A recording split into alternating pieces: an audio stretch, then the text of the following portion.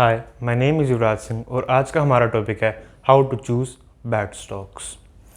तो अब अगर हम आते हैं हमारे बैड स्टॉक्स चूज़ करने क्यों ज़रूरी हैं। देखिए, अगर हम अच्छे स्टॉक्स चूज़ करें, अच्छे स्टॉक्स तो मोस्ट ऑफ द लोग सिखाते हैं कैसे चूज़ करना है, पर बुरे स्टॉक्स चूज़ करने कोई कोई सिखा पाता है या कोई कोई सिखाते हैं। तो आज हम इस वीडियो पे how to choose bad stocks सीखना चाहेंगे। तो सबसे पहला पॉइंट हमारा आता है मैनेजमेंट, सीईओ एंड फाउंडर्स। अब ये पॉइंट पे कोई लोग ज़्यादा ध्यान नहीं देते कि अगर हम जिस कंपनी के स्टॉक्स खरीदने जा रहे हैं उनकी मैनेजमेंट कैसी है, उनके सीईओ कैसे हैं, उनके फाउंडर्स मेनली कैसे हैं। क्योंकि देखिए, वही कंपनी के हेड होते हैं, उन्होंने ही ऑर्डर्स देने होते हैं कंपनी को कि कंपनी चलेगी कैसे, ये कंपनी का स्ट्रक्चर कैसे होगा जिसकी वजह से वो ग्रोथ करेगी, जिसकी वजह से अगर जब वो ग्रोथ करेगी तब आपका शेयर प्राइस बढ़ेगा, जब शेयर प्राइस बढ़ेगा कंपनी का नाम बनेगा। ठीक है ना। मैनेजमेंट, सीईओ एंड फाउंडर के ऊपर डिपेंड होता है कि कंपनी ग्रोथ मेन चीज़। हमें ये देख नहीं पा रहे हम आज के ज़माने में। हम बस ये देखते हैं कोई टिप दे दे, हम उसमें इन्वेस्ट कर दें, जिसकी वजह से लोगों को लॉस ही लॉस हो रहा है स्टॉक मार्केट में। ठीक है ना। हमें अगर कोई कंपनी पसंद आती है तो हमें उनका मैनेजमेंट देखना चाहिए कि उसका मैनेजमेंट स्ट्रॉन्ग है, कि उसके मैनेजमेंट में ये तो नहीं है कोई क्या बोल रहा है और एंड में कोई रिजल्ट अच्छा निकल नहीं पा रहा कंपनी ग्रोथ के लिए। ठीक है। उनके सीईओ देखने पड़ेंगे, उनका मेनली फाउंडर देखने होंगे कि फाउंडर ऐशो आराम वाला है कि जितने पैसे उड़ा दिए कि वो कंपनी को देने वाला है। देखिए, अगर ऐशो आराम वाली कंपनी की बात अब कई बंदे क्या करते हैं, सर हम बड़ी कंपनी में इन्वेस्ट करें, उसमें तो मैनेजमेंट देखने कोई मतलब है नहीं ज़रूरत, उसमें भी होती है ज़रूरत। अब इसका सबसे बड़ा एग्जांपल हम देखें, ठीक है, विजय माल्या। वो क्या था, किंगफिशर एयरलाइंस का मालिक। ठीक है। 2011 में किंगफिशर एयरलाइंस को 5 स्टार एयरलाइंस का अवार्ड दिया गया, जिसकी वजह से वो बहुत बड़ी कंपनी बन गई इंडिया की। ठीक है।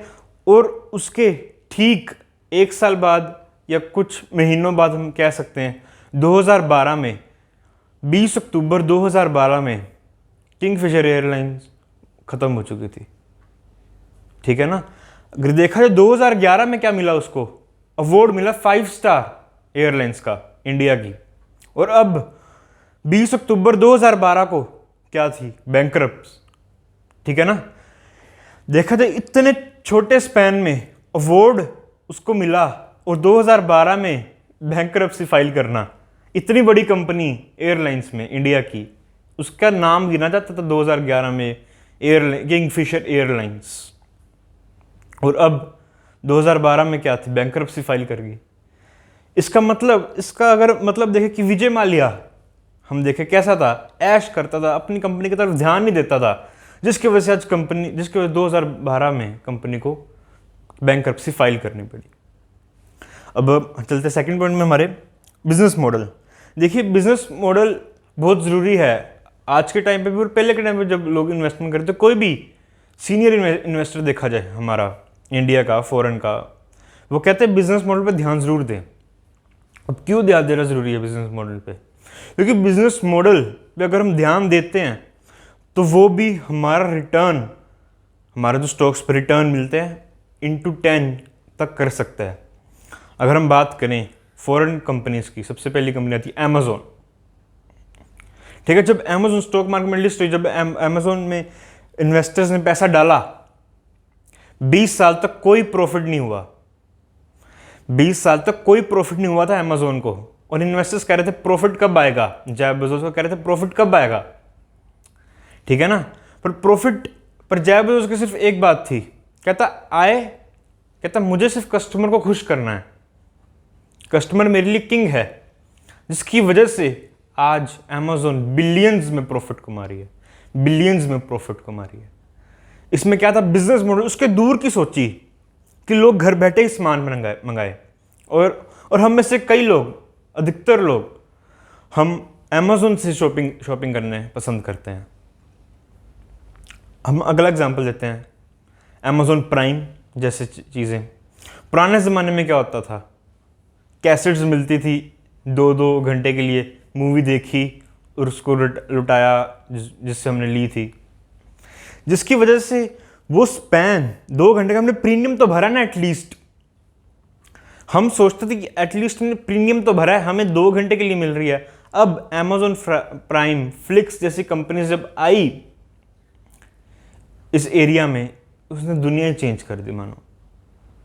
ठीक है, ये ऐसी कंपनी OTT प्लेटफॉर्म पे जो चलने वाली कंपनी, ये क्या कहती है, हमें सिर्फ 1 साल का 400-500 प्रीमियम दो और जितनी मर्जी बार मूवीज देखो और जितनी मर्जी देखो, जिसकी वजह से लोगों को ये चाहिए था और ये बिजनेस मॉडल सक्सेसफुल हुआ। और आज ऐसी कंपनीज बहुत प्रॉफिट कमा रही हैं और उनके शेयर के दाम भी बहुत ऊंचे हैं। अगर हम इसकी एक और एग्जांपल दें आज के प्रेजेंट टाइम की भी, और जो अभी अभी गई है टेस्ला, उसकी पावर, जो इलोन मस्क की पावर, विजनरी, फ्यूचर सोचता था कि कब तक पेट्रोल से गाड़ियां चलेगी, ईवी कार्स।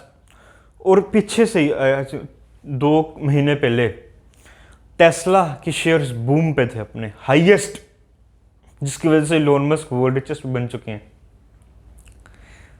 जिसकी वजह से इलोन मस्क वर्ल्ड रिचेस्ट भी बन चुके हैं। अपने शेयर प्राइस इतने हाई हो गए थे टेस्ला के, और वो फ्यूचर कार है, फ्यूचर कार बिजनेस मॉडल। अब हम अगले पॉइंट में आते हैं अपने अनऑर्गेनाइज प्लान। देखिए अनऑर्गेनाइज प्लान देखा जाए, इसमें हमारी इंडियन कंपनी है अलोक इंडस्ट्रीज, ये टेक्सटाइल बेस्ड इंडस्ट्री थी, ठीक है ना। इनका जब ये अलोक इंडस्ट्रीज, वैसे कंपनी बहुत अच्छी थी, ठीक है ना, मैन्युफैक्चर प्लांट थे इनके, ये बहुत बढ़िया कंपनी थी, बहुत बढ़िया चल रही थी। इन्होंने क्या करा, इन्होंने सोचा कि हम एक्सपेंशन देखते हैं, हम एक्सपेंशन सोचते हैं। सोचने का गलत नहीं था, इनका थोड़ा वे गलत था। इनका वे था कि हम कर्जे से एक्सपेंशन करें, ये भी ठीक है, कर्जे से भी, पर इनका प्लान कर्जे को कैसे, कहाँ लगाना है, कहाँ नहीं लगाना, वो इनका प्लान था ही नहीं। अनऑर्गेनाइज तरीके से अलोक इंडस्ट्रीज चली, कर्जा लिया बैंक से, अनऑर्गेनाइज तरीके से ये इंडस्ट्री चलिए अपना डेप्ट उठा के, जिसकी वजह से डेप्ट सही जगह पूरा नहीं आ रहा, सही जगह बट नहीं रहा, और उनको और बैंक से डेप्ट लेना पड़ रहा है, और बैंक देने को भी तैयार है, क्योंकि अलोक इंडस्ट्रीज बढ़िया इंडस्ट्रीज में गिनी जाती थी टेक्सटाइल की। और जैसे जैसे डेप्ट बढ़ता गया, प्रॉफिट घटता गया, जैसे डेप्ट बढ़ता गया, प्रॉफिट घटता गया, तो धीरे धीरे धीरे अलोक इंडस्ट्रीज नीचे गिरने लगे, उसके शेयर्स नीचे गिरने लगे, ठीक है ना। जैसे शेयर्स नीचे गिरने लगे, कंपनी को बैंकरप्सी फाइल करनी पड़ी, और जिसकी वजह से कंपनी बैंकरप्ट हो चुकी।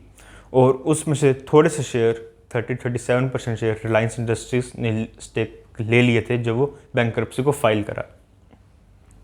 तो हम अगले पॉइंट में आते हैं, हमारे 4th पॉइंट पे, फ्रॉड कंपनीज। देखिए फ्रॉड कंपनीज हम ऐसे पहचान नहीं सकते, ओह फ्रॉड कंपनी है ये तो, नहीं, हम उसको ऐसे पहचान नहीं सकते। फ्रॉड कंपनीज जब हम देखना पड़ता ना, हमें उनकी बैलेंस शीट को बड़ा ध्यान से देखना पड़ता है, उनके पिछले 5 साल के ट्रैक रिकॉर्ड्स, उनके पिछले 1, 2, 3, 4, 5 साल के, जैसे मैंने बताया, ट्रैक रिकॉर्ड्स जरूर चाहिए। अब क्यों चाहिए, देखिए इसमें से हम देखिए सबसे बड़ी एग्जांपल है Satyam computers, Hyderabad based company, 7,000 crore का फ्रॉड करा, 7,000 करोड़ का फ्रॉड करा। कैसे कर लिया, दिमाग से करा उसने भी। बैलेंस शीट पे प्रॉफिट को कितना मैनिपुलेट कर दिया उसने। अब इसको एग्जांपल समझते हैं, अगर 60 करोड़ प्रॉफिट हुआ ना, वो 600 करोड़ मैनिपुलेशन में मिलता था उसकी। कहते ना प्रॉफिट, रियल प्रॉफिट 60 करोड़, और जो शीट पे लिखा होता था 600 करोड़ प्रॉफिट, जिसकी वजह से शेयर के दाम बढ़ते गए। अगर इसमें से हम देखिए, नॉर्मली हम इसमें दिमाग लगाएं कि पिछले साल तुम्हारा होया प्रॉफिट 10 की लाइन में, 10, 20, 30, 40 करोड़ की लाइन में, और अचानक से अगले साल 600 करोड़, 700 करोड़ कैसे हो सकता है, ठीक है ना। ये इतना सा हमें दिमाग लगाना कि ये कंपनी हमारे साथ फ्रॉड तो नहीं करी। देखो फ्रॉड कंपनी को मैंने पहले बताया ऐसे नहीं हम पहचान सकते, इसको हमें सिर्फ थोड़ा सा हिंट, हमें कंपनी कुछ क्लू छोड़ देती है, ठीक है ना, हमें कंपनी कुछ क्लू छोड़ देती है कि हम ऐसे कर रहे हैं। मैंने बताया सत्यम कंप्यूटर्स, अगर पिछले साल आपका आ रहा है 60 करोड़ 70 करोड़ प्रॉफिट, अचानक से 600 करोड़, अचानक से 700 करोड़, ऐसे थोड़ा ना हो सकता है, ठीक है ना, ऐसे अचानक से थोड़ा ना हो सकता है। अगर होता है, कंपनी अपनी प्रेजेंटेशन, एनुअल प्रेजेंटेशन और एनुअल प्रेजेंटेशन में भी ये बात बताती है कि हमारा कैसे इतना प्रॉफिट हुआ, हमें कैसे कस्टमर्स मिले इतने ज़्यादा, ठीक है ना। अगर अचानक से ऐसा हो रहा है तो ये साइन है कि फ्रॉड कंपनी में डिटेक्ट कर रही है। अब हम अगले पॉइंट में आते हैं, हमारा 5th पॉइंट, न्यूज़। अब न्यूज़ कोई ऐसे टीवी पे देखने वाली न्यूज़ नहीं कह रहा, जिस कंपनी में आपने अपना पैसा निवेश करा है उस कंपनी के बारे में न्यूज़ ज़रूर पढ़नी ज़रूरी होती है। क्योंकि सर क्यों न्यूज़ पढ़े हम उस कंपनी के बारे में, हमने तो एक बार पैसा लगा के छोड़ दिया ना, उस कंपनी में न्यूज़ ज़रूर पढ़ा करो। अब क्यों पढ़नी, एटलीस्ट हफ्ते में मतलब एक दिन ऐसा निकालो या 2-4 दिन ऐसा निकालो, मतलब जैसे आपका टाइम शेड्यूल अलाउ करता है। तो कंपनी में हफ्ते में 1 से 2 बार न्यूज़ ज़रूर पढ़नी चाहिए। क्यों पढ़नी चाहिए, अगर कोई कंपनी नई चीज़ लेकर आ रही है, मे बी उसके शेयर स्पाइक करे, न्यूज़ में तो आएगा ना। जैसे कि टाटा नेक्सॉन ईवी आई, ठीक है ना, ईवी आई, टाटा की सबसे पहली ईवी नेक्सॉन, अचानक से थोड़े शेयर स्पाइक करे, न्यूज़ में आई ना बात। अब अगर कोई न्यूज़ देखता नहीं, अपने जिसने टाटा मोटर्स के शेयर होल्ड करे, उसने न्यूज़ पढ़ी ना, तो अब टाटा मोटर्स की अभी हाल ही में न्यूज़ आई चिप शॉर्टेज होगी, जिसकी वजह से कंपनी के शेयर 360 से 310 हुए, फिर 310 से 297 हुए, फिर लीस्ट मैंने अभी तक देखे हैं तो 283 थे, ठीक है ना। अब ये कहीं के बाइंग टाइम था, कहीं सेलिंग टाइम था। अब ये न्यूज़ कहीं को नहीं पता होगी, ठीक है ना। तो अपनी कोई भी कंपनी हो जिसमें हमने पैसा निवेश करा हुआ है या निवेश करने वाले हैं, उनके बारे रेगुलर न्यूज़ पता होनी बहुत ज़रूरी है, क्योंकि आपको पता लग जाता है कि कंपनी आगे आने वाले टाइम में अच्छा परफॉर्म करेगी, क्या मीडियोकर परफॉर्म करेगी, क्या बस थोड़े ही साल इस कंपनी के इसने नीचे गिर जाना है। तो जिसकी वजह से हमें न्यूज़ फैक्टर बहुत इंपॉर्टेंट है, कि हमें न्यूज़ फैक्टर बहुत इंपॉर्टेंट है कि हमें न्यूज़ पढ़नी चाहिए जिस कंपनी में पैसा डाला है या डालने वाले हैं। तो इसी के साथ मैं आज की वीडियो यहाँ पे समाप्त करता हूँ। कोई भी डाउट हो आप कमेंट कर सकते हैं। Thank you.